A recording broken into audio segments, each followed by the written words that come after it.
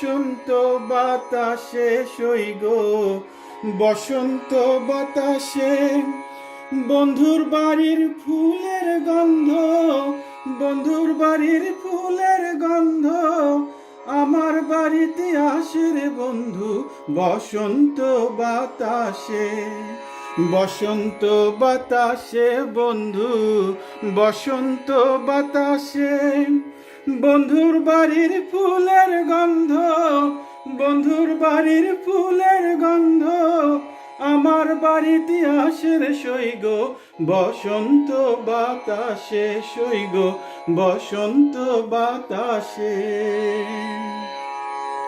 ধন্যবাদ।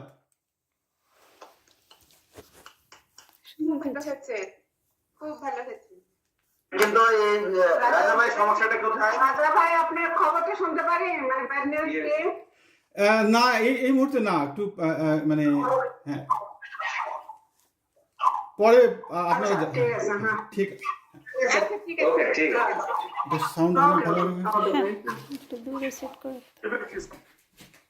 এবার রোমান আপা ওদিক দিয়ে গিয়ে এনে রাখো, আমি বলে দেবো দেখা যায় কিনা। আমি কোনোদিন আমি এবার একটা ভিন্ন কিছু ইয়ে করবি আপনাকে।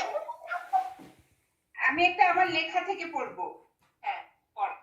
বসন্তেরই উপরে আমার একটা লেখা, ওখান থেকে আমি পড়বো।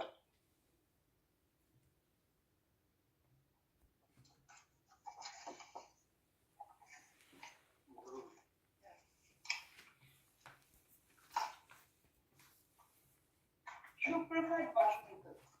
আর আমার লেখাটার নাম হলো উৎসবরাজ দেখেন যে ঝরা ফুলের খেলা। পঞ্জিকা অনুযায়ী মন্ট্রিয়েলে বসন্ত আসে 21শে মার্চ, কিন্তু শীতগুলো তার ঘরে ফেরার পথ যেন খুঁজেই পায় না। শীত তার দীর্ঘ চাদর দিয়ে এমন করে আবৃত করে রাখে যে বসন্ত তার দেখাই না পায়।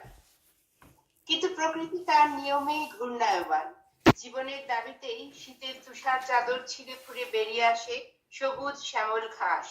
অপর্ণা গাছ নতুন সবুজাভরণে নিজেদেরকে পূর্ণ করে তোলে। নিরাভরণ মাছ ভরে ওঠে